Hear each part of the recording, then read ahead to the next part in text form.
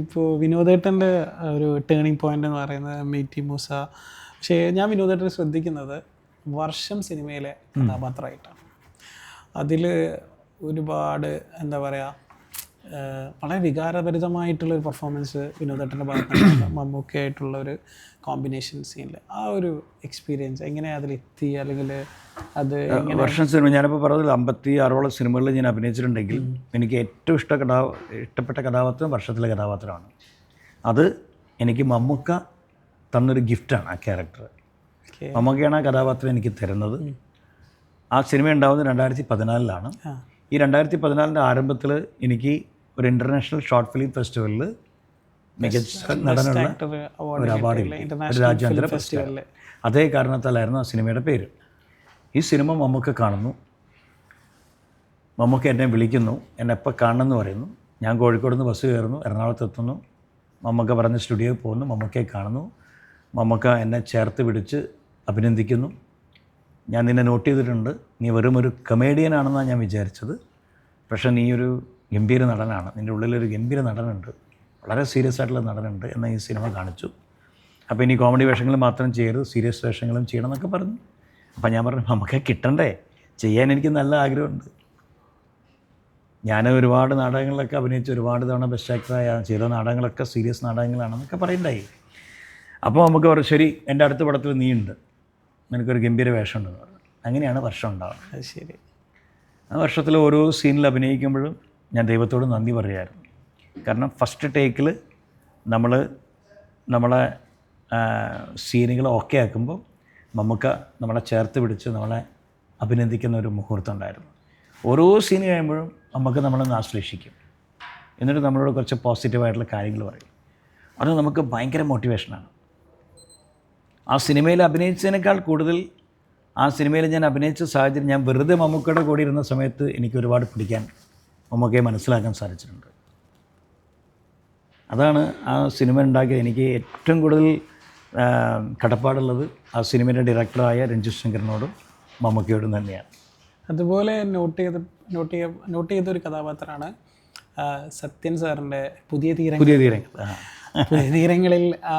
ചന്ദ്രൻ പ്രണയം പറയാൻ പോകുമ്പോൾ പ്രണയത്തിൻ്റെ ഷേപ്പുള്ള പങ്കായം കൊടുത്ത് വളരെ നോട്ട് ചെയ്തൊരു കഥാപാത്രം. അതും ഞാൻ പറയട്ടെ, എൻ്റെ ജീവിതത്തിൽ സംഭവിച്ച കുറച്ച് അത്ഭുതങ്ങളാണ്, ഞാൻ പ്രതീക്ഷിക്കാതെ സംഭവിച്ച അത്ഭുതങ്ങളാണ്.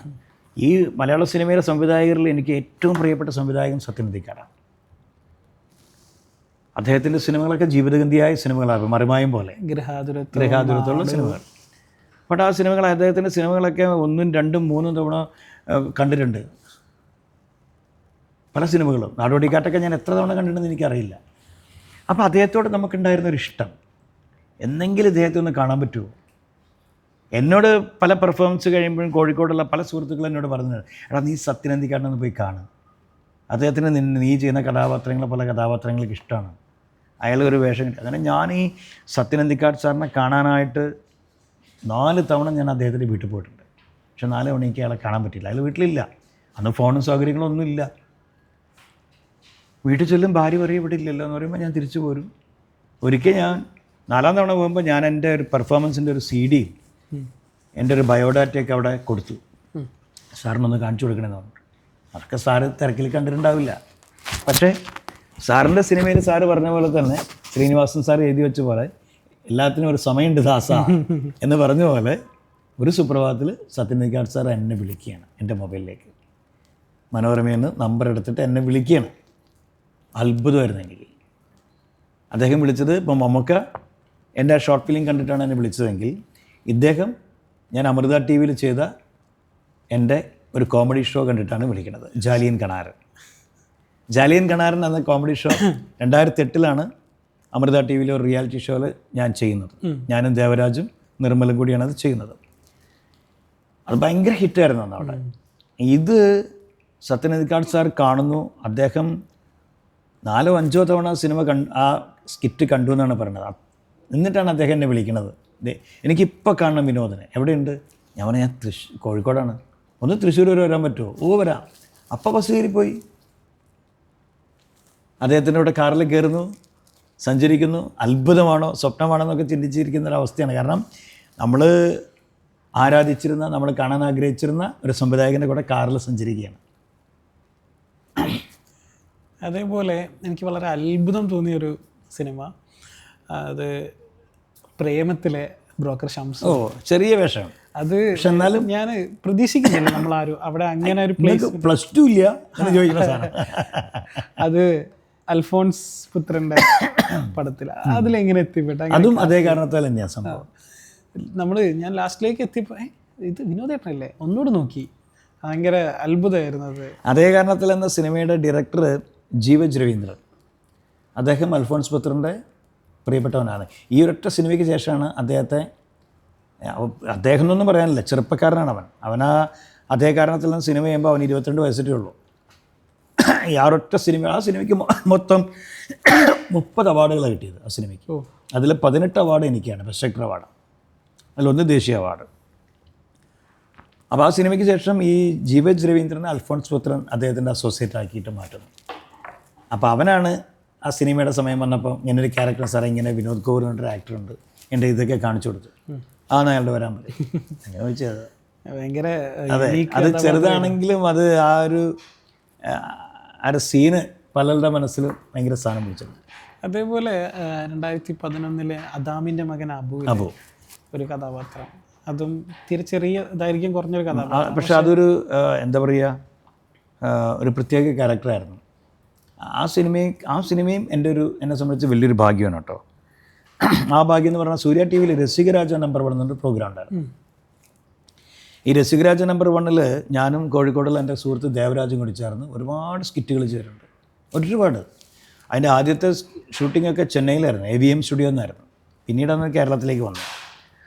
അപ്പോൾ അവിടെ ഇതിങ്ങനെ പെർഫോം ചെയ്യുമ്പോൾ ഞങ്ങൾക്കൊരു അസോസിയേറ്റ് ഡയറക്ടർ ഉണ്ട് അവിടെ, സലീം അഹമ്മദ്.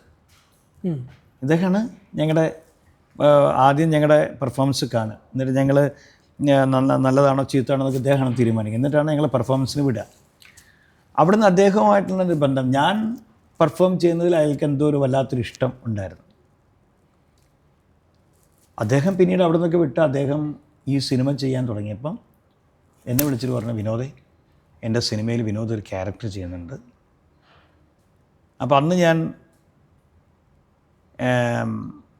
ഈ കോഴിക്കോട് ഒരു ഹോം സിനിമയിൽ നായകനായിരുന്നു, എൻ്റെ പുള്ളിപ്പൈ പോലൊരു പെണ്ണ് എന്ന് പറഞ്ഞിട്ട് കണ്ടിട്ടുണ്ട്. അതിലെൻ്റെ കൂടെ അഭിനയിച്ചൊരു മുഹമ്മദ് ഖ ഉണ്ട്, മുഹമ്മദ് ഖ. ആ മുഹമ്മദ് ഖേനെ ഇദ്ദേഹം ചോദിച്ചു, അദ്ദേഹത്തിൻ്റെ നമ്പറും എനിക്കത് വേണം. അപ്പോൾ രസികരാജന് ഞാൻ വിനോദിന് മാത്രമേ ഈ സിനിമയിലേക്ക് എടുക്കുന്നുള്ളൂ, മറ്റാരെയും ഇതിനകത്ത് കൊടുക്കാനുള്ള വേഷമില്ല, പക്ഷേ വിനോദിന് ആ ക്യാരക്ടർ ആപ്റ്റാവും എന്ന് പറഞ്ഞിട്ട് ഈ MAT മ്യൂസിക് ഇറങ്ങുന്നതിന് മുമ്പ് MATയിൽ മീമിട്ടത് ഞാൻ ആ സിനിമയിലാണ്. ആ സിനിമയിലേക്ക് ചെല്ലുമ്പോൾ എനിക്കുണ്ടായ മറ്റൊരു ഭാഗ്യം, ഞാൻ ഏറ്റവും കൂടുതൽ ആരാധിച്ചിരുന്ന ഇദ്ദേഹത്തെ പോലെ ആവണം എൻ്റെ റോൾ മോഡലായിട്ട് കണ്ടൊരു വ്യക്തിയാണ് നെടുമുടി വേണു ചേട്ടൻ. നെടുമുടി വേണു ചേട്ടൻ ആ സിനിമയിലുണ്ട്. അദ്ദേഹവുമായിട്ട് എനിക്ക് കോമ്പിനേഷൻ ഉണ്ടെന്ന് ഞാൻ തലേദിവസം അറിഞ്ഞപ്പം ഭയങ്കരമായിട്ട് സന്തോഷിച്ചു ഞാൻ. അപ്പോൾ ഞാൻ അപ്പം തന്നെ ഡയറക്ടറോട് പറഞ്ഞു, സാറേ വേണുചേട്ടനായിട്ട് എന്നെ ഒന്ന് കാര്യമായിട്ട് പരിചയപ്പെടുത്തണേ, കാരണം എൻ്റെ റോൾ മോഡലാണ് അദ്ദേഹം. ഞാൻ പിന്നെ മിമിക്രിയിലൊക്കെ ആകെ അനുകരിക്കുന്ന അദ്ദേഹത്തിൻ്റെ ശബ്ദമാണ്. അത് അദ്ദേഹത്തിനോട് അത്രയും ഇഷ്ടമുണ്ടായിട്ടാണ്. അപ്പുണ്ണി എന്ന് പറഞ്ഞ സിനിമ സത്യനന്ദിക്കാട് സാറ് സംവിധാനം ചെയ്ത അപ്പുണ്ണി എന്ന് പറഞ്ഞ സിനിമ ഇറങ്ങി അന്ന് മുതൽ തോന്നിയ ഇഷ്ടമാണ് അദ്ദേഹത്തോട്. ഇത്ര ജനുവനായിട്ടുള്ള ഒരു നടൻ, അഭിനയിക്കും, പാട്ട് പാടും, താളങ്ങൾ വായിക്കും, കവിത ചൊല്ലും, എല്ലാത്തിലും കഴിവ് തെളിയിച്ചൊരു വ്യക്തിയാണ് വേണുചേട്ടൻ. പിന്നെ അതിനൊക്കെ പുറമൊരു സഹൃദയൻ. അങ്ങനെയാണ് ആ സിനിമയിൽ അദ്ദേഹത്തിൻ്റെ കൂടെ അഭിനയിക്കാനുള്ള ഭാഗ്യം. അദ്ദേഹവും എന്നെ അനുഗ്രഹിച്ചു. അദ്ദേഹത്തിൻ്റെ മുന്നിൽ വെച്ച് ഞാൻ അദ്ദേഹത്തെ അനുകരിച്ചു, മിടുക്കനെന്ന് പറഞ്ഞു. ആ സിനിമ ദേശീയ തലത്തിലും ശ്രദ്ധ പിടിച്ചു പറ്റി. ആ ദേശീയ തലത്തിൽ ജൂറിയൊക്കെ ഈ ഡയറക്ടറോട് പറഞ്ഞു, അത്രേ ആ മീൻകാരനൊക്കെ ഒറിജിനൽ മീൻകാരനാണോ അയാൾ, ഇത്ര ലൈവായിട്ടാണ് അദ്ദേഹം ചെയ്തിരിക്കുന്നത്. മറ്റേ ആളെക്കുറിച്ച് അയാൾ കുട നന്നാക്കുന്ന ഒരാളായിരുന്നു ഈ പിന്നെ മുഹമ്മദ് ഖാൻ. അതും വലിയൊരു ഭാഗ്യമാണ്, എൻ്റെ ജീവിതത്തിലെ വലിയൊരു ഭാഗ്യമാണ് ആ സിനിമ. ഇപ്പോൾ MAT മൂസയിലെ വിനോദേട്ടൻ്റെ കൂടെ അഭിനയിച്ച സുരഭി ചേച്ചി ഇന്ന് നാഷണൽ അവാർഡൊക്കെ കിട്ടി. ഒരുപാട് കഥാപാത്രങ്ങൾ ചെയ്ത് മലയാളത്തിൽ തിളങ്ങി നിൽക്കുന്ന, ഇപ്പോൾ ലാസ്റ്റ് ARM ഒക്കെ ആണെങ്കിലും തിളങ്ങി നിൽക്കുന്ന ഒരു നടൻ. സുരഭി ചേച്ചിയുടെ കൂടെയുള്ള ആ ഒരു കെമിസ്ട്രി എങ്ങനെയായിരുന്നു? അല്ല, സുരഭി ജാനകിയൊക്കെ പറഞ്ഞ പോലെ ഞാൻ സുരഭിയുടെ എൻ്റെയൊക്കെ തട്ടകം എന്ന് പറഞ്ഞ നാടകമാണ്. അപ്പോൾ നാടകത്തിലൂടെ വന്നുകൊണ്ട് ഞങ്ങൾ പല സ്കിറ്റുകളും ഇപ്പോൾ MIT മ്യൂസിയം നടക്കുന്ന സമയത്ത് ഞാനും സുരഭിയും ഗൾഫിലൊക്കെ പോയി പെർഫോം ചെയ്ത സ്കിറ്റുകളാണ്. 10 മിനിറ്റ് 12 മിനിറ്റൊക്കെ ദൈർഘ്യമുള്ള സ്കിറ്റുകൾ. ഈ സ്കിറ്റുകൾ ഞാനും സുരഭിയും മാത്രമേ ഉണ്ടാവുള്ളൂ. ഈ സ്കിറ്റുകളൊക്കെ എഴുതി ഉണ്ടാക്കണത് ഞാനാണ്. എന്നിട്ട് ഞങ്ങളിവിടുന്ന് പെർഫോം ചെയ്യും, ഞങ്ങളിന്ന് പ്രാക്ടീസ് ചെയ്യും. അപ്പോൾ അതിനെക്കുറിച്ച് നാടകീയത വരും. ഒരിക്കലും മിമിക്രി സ്കിറ്റ് അല്ല അത്. മിമിക്രി സ്കിറ്റിൽ നിന്നൊക്കെ വളരെ വ്യത്യസ്തമായിട്ട്, കാരണം സുരഭിയുടെ ഉള്ളിലൊരു നാടകക്കാരിയുണ്ട്, എൻ്റെ ഉള്ളിലൊരു നാടകക്കാരനുണ്ട്. അപ്പോൾ ആളുകൾക്ക് ഇത് കാണുന്ന ആളുകൾക്ക് ഇതെന്താ അവർ കാണിക്കുന്നത്, മിമിക്രിയാണോ നാടകമാണോ സിനിമയാണോ എന്നൊരു തോന്നൽ വരും. ഈ സ്കിറ്റ് നടന്നുകൊണ്ടിരിക്കുമ്പോൾ സുരഭി ഇറങ്ങി സ്റ്റേജിൽ നിന്ന് പുറത്തേക്കൊക്കെ പോയി കളയും. പോയിട്ട് അവിടെ പോയിട്ട് ഇങ്ങോട്ട് തിരിച്ചോളൂ, എന്നോട് ഡയലോഗൊക്കെ പറയും, ഇല്ല ഞാൻ വരൂല നിങ്ങളെ കൂടെ, നിങ്ങൾ പൊയ്ക്കോളി എന്നൊക്കെ പറയുന്ന അവസ്ഥയൊക്കെ അതൊക്കെ സ്പോട്ടിൽ ചെയ്യണതാണ്. അപ്പം കൈ നിന്നിട്ട് ചെയ്യണതാണ്. അപ്പോൾ അത്രയും കാലിബറുള്ള ഒരു ആക്ട്രസ്സാണ് സുരഭി.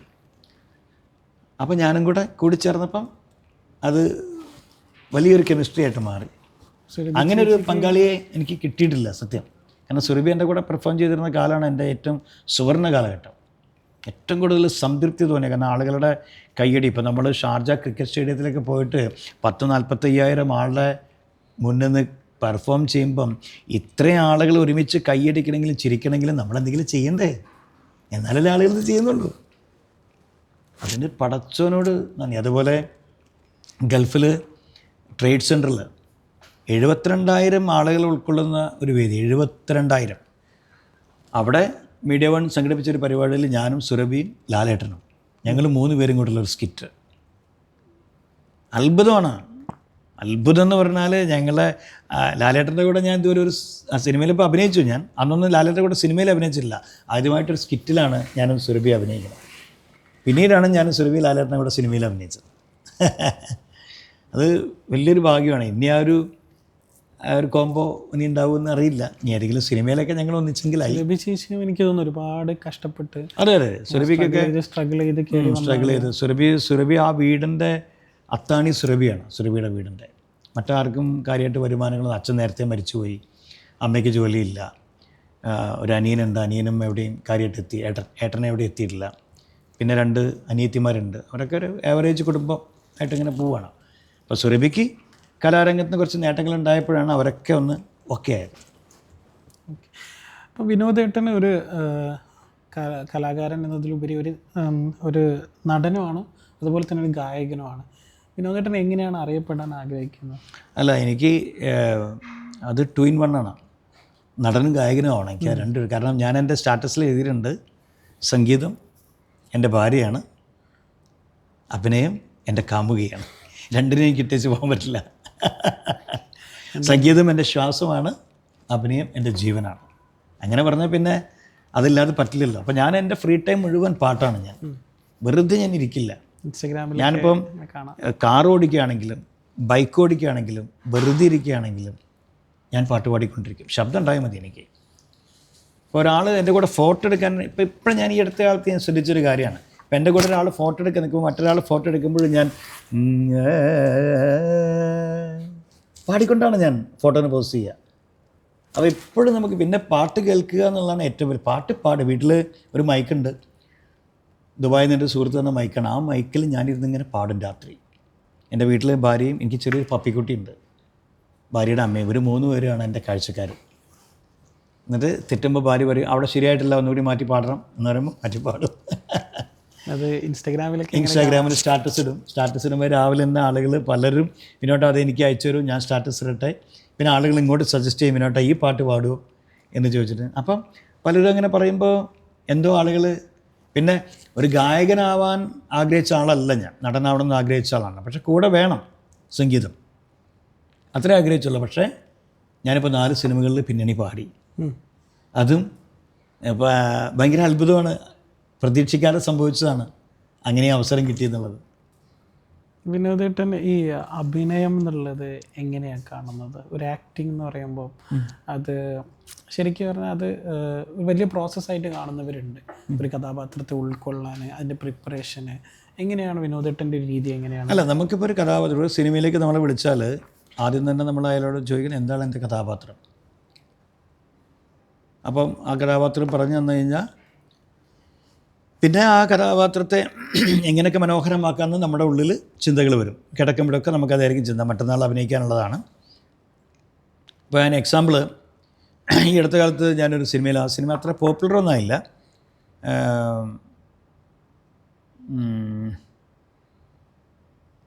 സിനിമയുടെ പേര് ഞാൻ പെട്ടെന്ന് മറന്നുപോയി. ആ സിനിമയിൽ ഞാൻ ഒരു പാവം പിടിച്ചൊരു അച്ഛനാണ്.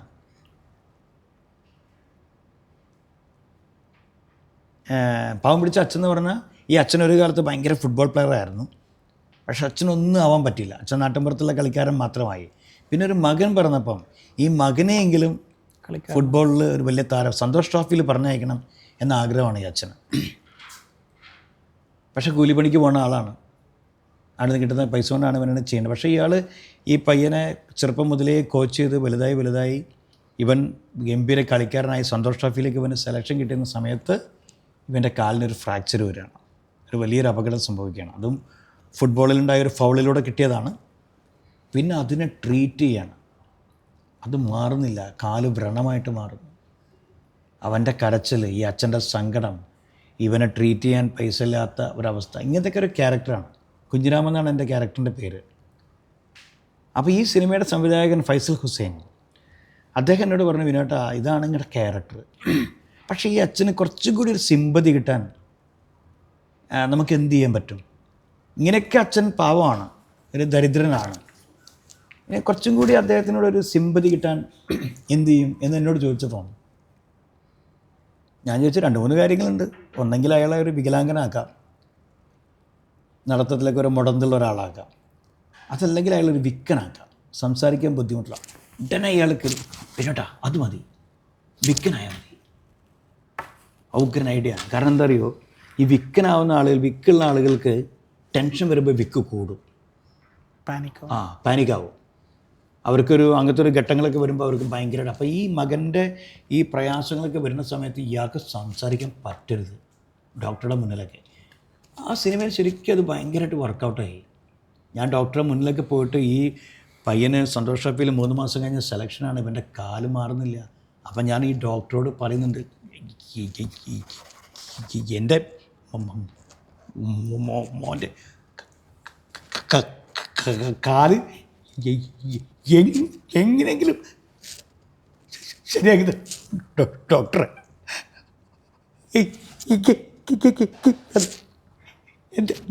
എന്ത് വേണമെങ്കിലും ഇങ്ങനെ പറഞ്ഞ് കിട്ടില്ല. ടെൻഷൻ കൊണ്ടാണ്. അവിടെ ആ മകൻ കിടന്നിട്ട് ഇങ്ങനെ വിഷമിക്കും. അച്ഛന് പറയാൻ പറ്റുന്നില്ലല്ലോ. ഡോക്ടർക്കും സങ്കടം, കേട്ടിരിക്കുന്നവർക്കും സങ്കടം. അതെനിക്ക് ഭയങ്കര എക്സ്പീരിയൻസ്. പക്ഷേ ഈ സിനിമയിൽ ഞാനൊരു 10-22 സീനുകൾ അഭിനയിച്ചിട്ടുണ്ട്. ഡബ് ചെയ്യാനാണ് ഞാൻ കഷ്ടപ്പെട്ടു പോയത്. കാരണം ഈ വിക്ക് കറക്റ്റായിട്ട് കിട്ടണമല്ലോ.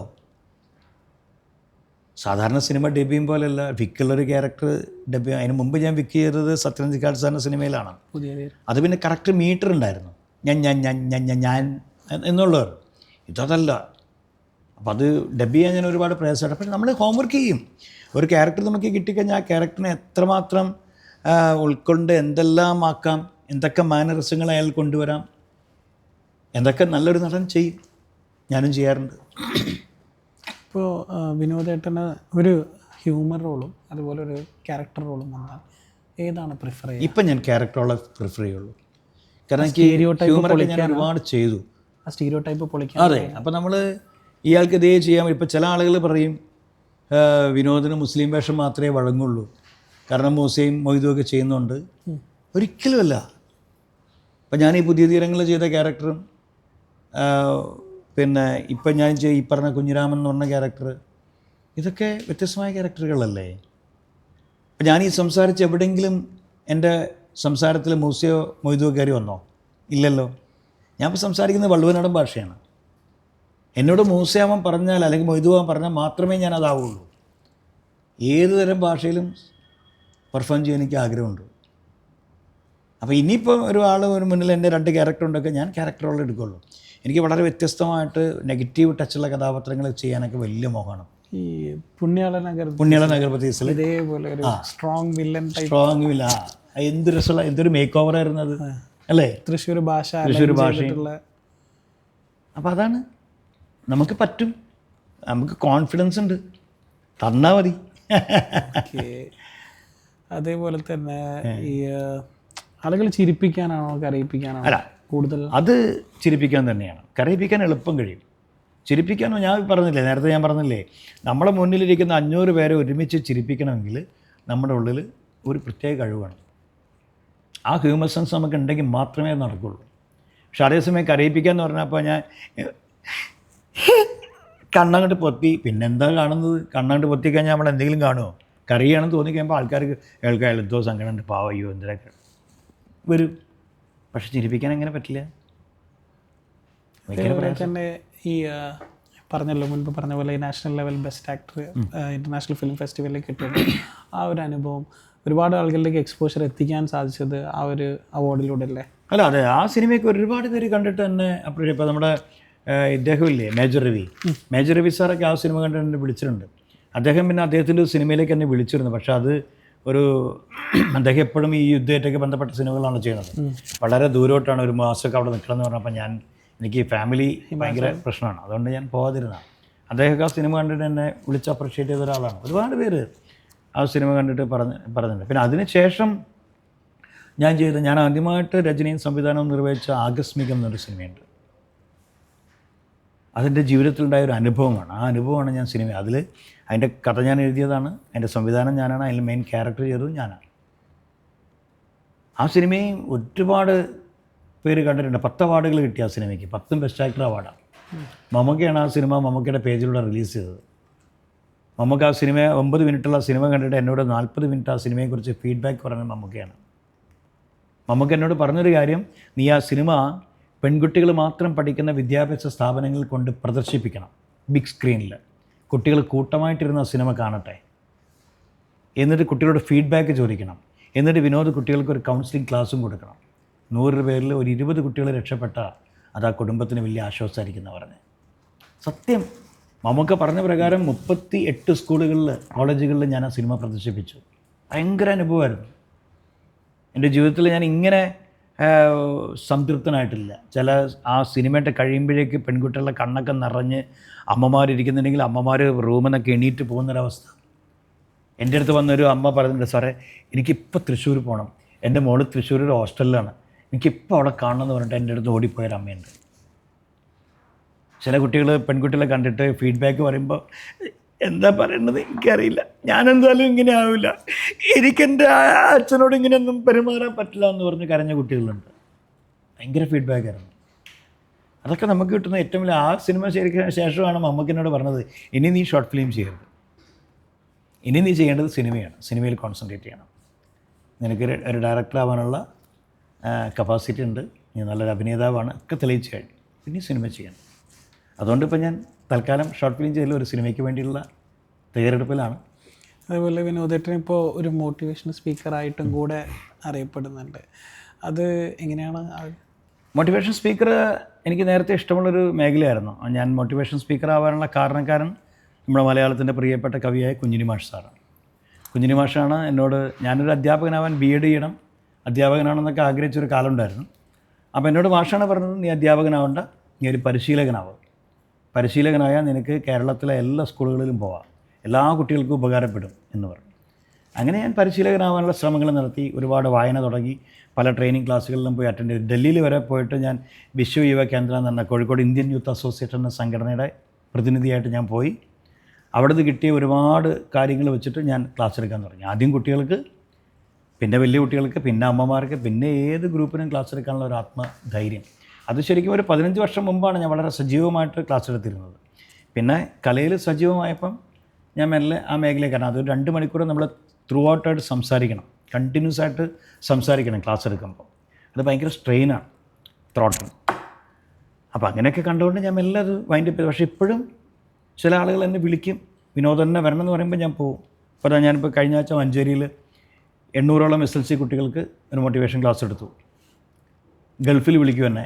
ബഹ്റിനിലൊക്കെ ഞാൻ പോയിട്ട് കുട്ടികൾക്ക് ക്ലാസ് എടുത്തിട്ടുണ്ട്. അതെനിക്ക് ഭയങ്കര ഇഷ്ടമാണ്. കാരണം അതും എൻ്റെ ക്ലാസ്സിലിരുന്ന പല കുട്ടികളെയും ഇപ്പോൾ പല സ്ഥലത്തും കാണുമ്പോൾ കുട്ടികൾ വളരെ നന്ദിയോടെ വന്നിരുന്നു, സാറേ സാറിൻ്റെ അന്നത്തെ ക്ലാസ്സാണ് സാറേ, ഇപ്പോഴും ഓർമ്മയുണ്ട് സാറേ, ആ ക്ലാസ്സാണ് എന്നെ ഞാൻ ആക്കിയെന്നൊക്കെ പറയുമ്പോൾ നമുക്കുണ്ടാകുന്നൊരു വലിയൊരു അഭിമാന നിമിഷമാണ്. വിനോദേട്ടൻ്റെ ഒരു കാഴ്ചപ്പാടിൽ എന്താണ് ഹാപ്പിനെസ്? വിനോദേട്ടൻ്റെ ഹാപ്പിനെസ് എന്താ? ഹാപ്പിനെസ് ഞാൻ പറഞ്ഞത്, ഞാൻ ഫുൾ ടൈം ഹാപ്പിയാണ്. ഒന്നെങ്കിൽ ഞാൻ എഴുതും, അല്ലെങ്കിൽ വായിക്കും, അല്ലെങ്കിൽ പാടും, അല്ലെങ്കിൽ ടി വിയിൽ സിനിമ കാണും, കാണാത്ത സിനിമകളൊക്കെ ഇരുന്ന് കാണും. എല്ലാ സിനിമകളും ഞാനും ഭാര്യയും കൂടി പോയി കാണും, എങ്ങനെയെങ്കിലും സമയം ഉണ്ടാക്കിയിട്ട് പോയി കാണും. അതൊക്കെ തന്നെ വിനോദം. പാട്ട് പാടുക എന്നുള്ളതാണ് ഏറ്റവും വലിയ വിനോദം. ഒരുപാട് സന്തോഷം കിട്ടുന്നൊരു കാര്യം. അതെ. അതേപോലെ തന്നെ ഇപ്പോൾ ഈ സംഗീതം എന്ന് പറഞ്ഞാൽ എന്താ അറിയുക, ചില ആളുകളുടെ ഏതൊരു മനുഷ്യൻ്റെയും ഹൃദയത്തിലേക്ക് കയറി ചെല്ലാനുള്ള വലിയൊരു കാര്യമാണ്. ഒരു പാട്ട് പാടിക്കഴിഞ്ഞാൽ ആളുകളുടെ ശ്രദ്ധ മുഴുവൻ അയാളിലേക്ക് കൊണ്ട് പോകും. ഇപ്പോൾ നമ്മൾ ട്രെയിനിലൊക്കെ യാത്ര ചെയ്യുമ്പോൾ ഞാൻ പലപ്പോഴും ശ്രദ്ധിച്ചിട്ടുണ്ട്, നമ്മൾ ട്രെയിനിനകത്ത് ചിലർ വായിക്കുമായിരിക്കും, ചിലർ മൊബൈലിൽ കളിക്കും, ചിലർ ഭക്ഷണം കഴിക്കും, ചിലർ ഉറങ്ങിയായിരിക്കും. ഈ സമയത്ത് ട്രെയിനിൽ വന്നിട്ട് ഒരാളൊരു പാട്ട് പാടുകയാണ്. ഒരു ഭിക്ഷക്കാരനാണ്, അയാൾ ഭിക്ഷ യാചിക്കാൻ വേണ്ടിയിട്ടാണ് പാടുന്നത്. പക്ഷെ പാട്ട് രസമെന്ന് തോന്നുമ്പോൾ നമ്മളെല്ലാവരും ഇത്ര നന്നായിട്ട് പാടുന്നു. അപ്പോൾ മൊബൈൽ അവിടെ വെച്ചു, പുസ്തകം മറക്കി വെച്ചു, പത്രം മറക്കി വെച്ചു, ഉറക്കം ഉണർന്നു. എല്ലാവരും ഈ പാടുന്ന സ്ത്രീയെ ഞാൻ നോക്കിയിട്ടുണ്ട്. എന്ത് ഭംഗിയായിട്ടാണ് ഈ സ്ത്രീ പാടുന്നത്. അപ്പം പോക്കറ്റിൽ നിന്ന് 2 രൂപ എടുക്കാൻ ആഗ്രഹിച്ചവർ അത് 10 രൂപയാക്കുന്നു. ആ സ്ത്രീയോടുള്ള ഇഷ്ടം, പാവം സ്ത്രീ, ഒക്കത്തിൽ കുട്ടിയുണ്ട്, ജീവിക്കാൻ വേണ്ടിയിട്ടാണ് അവർ മാർഗം. അപ്പം ആ സംഗീതത്തിൻ്റെ ഒരു ഇത് കണ്ടില്ലേ, എല്ലാവരെയും പെട്ടെന്ന് കണ്ട്. ഇപ്പോൾ നമ്മളൊരു ടൂറ് പോകുമ്പോൾ, നമ്മൾ ഒരുമിച്ച് ടൂറ് പോകുമ്പം ഒരു പാട്ട് പാടിക്കഴിഞ്ഞാൽ പിന്നെ ആ പാട്ടുകാരൻ്റെ ചുറ്റുമാണ് ബാക്കിയുള്ളവർ, അടുത്ത പാട്ട് പാടും. അപ്പോൾ പാടാൻ അറിയുന്നവർക്ക് എവിടെ പോയാലും ഭയങ്കര സ്കോപ്പാണ്. ഇപ്പോൾ വിനോദേട്ടൻ്റെ ഒരു കാഴ്ചപ്പാടിൽ ഒരു 3 ക്വാളിറ്റി പറയുകയാണെങ്കിൽ ഒരു കലാകാരനെ രക്ഷപ്പെടാൻ, അല്ലെങ്കിൽ ഒരു പുതുമുഖമായിട്ട് ഈ രംഗത്തേക്ക് വരാൻ ആഗ്രഹിക്കുന്ന ഒരാൾക്ക് പറയാൻ പറ്റുന്നൊരു 3 ക്വാളിറ്റി എന്തായിരിക്കും? ക്വാളിറ്റി എന്ന് പറഞ്ഞാൽ ആദ്യം നമ്മളെ തന്നെ ഒന്ന് അനലൈസ് ചെയ്യണം. നമുക്കതിന് പ്രാപ്തനാണോ? ഞാൻ നല്ലൊരു അഭിനേതാവാണോ? എനിക്ക് താളാത്മകമായിട്ട് അഭിനയിക്കുക. കാരണം ഏറ്റവും കൂടുതൽ ടൈമിങ് വേണ്ട ഒരു സാധനമാണ് അഭിനയം. ഈ ടൈമിങ്ങിൽ അപ്പോൾ എൻ്റെ കൂടെയൊക്കെ അഭിനയിച്ച ചില ആളുകളോട് നമുക്ക് ഭയങ്കര വിഷമം തോന്നിയിട്ടുണ്ട്. എൻ്റെ കൂടെ എന്നല്ല, പലരുടെ കൂടെ. ഈ അടുത്ത കാലത്തും എനിക്കൊരു സിനിമയിൽ അഭിനയിക്കാൻ പറ്റിയൊരു അനുഭവമുണ്ട്. എൻ്റെ കൂടെ അഭിനയിച്ച ആൾ തീരെ അയാൾക്ക് അറിയില്ല അഭിനയിക്കാൻ. പക്ഷേ അയാൾ ആ സിനിമയിൽ കുറച്ച് കാശ് മുടക്കിയിട്ടുണ്ട് പ്രൊഡ്യൂസർക്ക്. അപ്പോൾ പ്രൊഡ്യൂസർക്ക് ഇയാൾ അഭിനയിപ്പിച്ചേ പറ്റൂ. അപ്പോൾ നമ്മൾ നിന്ന് കൊടുക്കുകയാണ്. 1 മണിക്കൂർ കഴിഞ്ഞിട്ടും അദ്ദേഹത്തിന് ആ ഡയലോഗ് പറയാൻ പറ്റിയിട്ടില്ല. അപ്പോൾ അതെന്താണ്, നമ്മളെപ്പറ്റി നമുക്ക് തന്നെ ഒരു ബോധമില്ലാത്തതിൻ്റെ ഒരു പ്രശ്നമാണത്. അത് ആദ്യം അതുണ്ടാക്കണം, നമ്മൾ ആപ്റ്റാണോ എന്നുള്ളത്. പിന്നെ ശ്രമിക്കണം. ശ്രമങ്ങളൊക്കെ പരാജയപ്പെട്ടേക്കാം, പക്ഷെ ശ്രമിക്കാൻ പരാജയപ്പെടരുത്. ഒരു തവണ ഒരു അവസരം നഷ്ടപ്പെട്ടു എന്ന് കരുതിയിട്ട് അന്യ മതി എന്ന് പറഞ്ഞ് ഇരിക്കാനൊന്നും പാടില്ല. പിന്നെ നല്ല ഒബ്സർവേഷൻ സ്കില്ല് വേണം. എനിക്കൊക്കെ ഏറ്റവും കൂടുതലുള്ളൊരു കാര്യമാണ്, ഞാൻ കുട്ടിക്കാലത്ത് എൻ്റെ ക്ലാസ്സിലൊരു ടീച്ചർ വന്ന് ക്ലാസ് എടുത്ത് പോയി കഴിഞ്ഞാൽ ആ ടീച്ചറെ കയറി അനുകരിക്കുമായിരുന്നു ഞാൻ. കുട്ടികളൊക്കെ കൈയടിക്കുമായിരുന്നു തന്നെ. അതായിരുന്നു നമ്മുടെ ആദ്യത്തെ ഒബ്സർവേഷൻ. എന്നെ ആരും മിമിക്രി പഠിപ്പിച്ചിട്ടില്ല, ഞാൻ മിമിക്രി സ്വന്തമായിട്ട് പഠിച്ചതാണ്. ഒരു കാക്ക എങ്ങനെയാണ് കരയണത്, ഈ കാക്കയുടെ ശബ്ദം എങ്ങനെ ഉണ്ടാക്കാം, ഒരു കിളി എങ്ങനെയാണ് കരയണം, കിളിയുടെ ശബ്ദം എങ്ങനെ ഉണ്ടാക്കാം എന്ന് നമ്മൾ സ്വയം പ്രാക്ടീസ് ചെയ്തിട്ടാണ് അതൊക്കെ ഉണ്ടാക്കിയത്. അപ്പോൾ ഒബ്സർവേഷൻ സ്കില്ലും ഒരു നടന് വേണ്ട ഘടകമാണ്. ഇതൊക്കെ ചിന്തിച്ച് കഴിഞ്ഞാൽ ആർക്കും ആവാം. പുതുതായിട്ട് വരുന്നവർക്ക് എന്തെങ്കിലും അഡ്വൈസ് ഉണ്ടോ? അല്ല, അഡ്വൈസ് എന്ന് പറഞ്ഞപ്പോൾ ഇത്രയേ ഉള്ളൂ. ശ്രമിക്കുക നന്നായിട്ട്. നമുക്ക് കഴിവുണ്ടെന്ന് ഉറപ്പാണെങ്കിൽ നമ്മളവിടെ എത്തും. അബ്ദുൽ കലാം പറഞ്ഞതുപോലെ സ്വപ്നങ്ങൾ കണ്ടുകൊണ്ടേയിരിക്കണം, ഒരിക്കലും സ്വപ്നം പൂവണിയും. എൻ്റെ സത്യമാണ്. ഞാനിപ്പോൾ മമ്മൂക്കയെ കാണണം എന്നുള്ള എൻ്റെ ഏറ്റവും വലിയ ആഗ്രഹമായിരുന്നു എൻ്റെ കുട്ടിക്കാലത്തുള്ള. മമ്മൂക്കയെ കണ്ടു, മമ്മൂക്കയുടെ കൂടെ 4 സിനിമ ചെയ്തു, മമ്മൂക്കയുമായിട്ടുള്ള വലിയൊരു ആത്മബന്ധം ഉണ്ടാക്കി. സത്യനന്ദിക്കാരനെ സാറിനെ കാണണം എന്നുള്ളത് എൻ്റെ വലിയൊരു ആഗ്രഹമായിരുന്നു, നടന്നു. പിന്നെ വിമാനത്തിൽ കയറണമെന്ന് എൻ്റെ ഏറ്റവും വലിയ മോഹമായിരുന്നു. എത്ര തവണ ഞാൻ വിമാനത്തിൽ കയറുന്നത് എനിക്കറിയില്ല. നിരന്തരമായിട്ട് സ്വപ്നം കണ്ട എല്ലാം സംഭവിക്കും, എല്ലാം നടക്കും. നിരന്തരമായി യാത്രകൾ ചെയ്തുകൊണ്ട് ചോദിക്കുകയാണ്, ഏറ്റവും ഇഷ്ടപ്പെട്ട ഒരു സ്ഥലം, വേദി എന്നൊക്കെ പറയാൻ പറ്റും? ഇഷ്ടപ്പെട്ട സ്ഥലം ഓസ്ട്രേലിയയാണ്. ഓസ്ട്രേലിയയിൽ പോയിട്ടാണ് ഒരു മടുപ്പ് തോന്നാഞ്ഞത്. കാരണം അവിടുത്തെ ഒരു ഭൂപ്രകൃതി ഭയങ്കര രസമാണ്. കാരണം വീടുകൾക്കൊന്നും മതിലുകളില്ല അവിടെ. അവിടുത്തെ മതിലുകൾ എന്ന് പറഞ്ഞാൽ പൂക്കളും ചെടികളുമാണ്. കാർ പോർച്ചില്ല അവിടെ. എല്ലാ കാറും മുറ്റത്ത് വന്ന് അവിടെ ഇടും.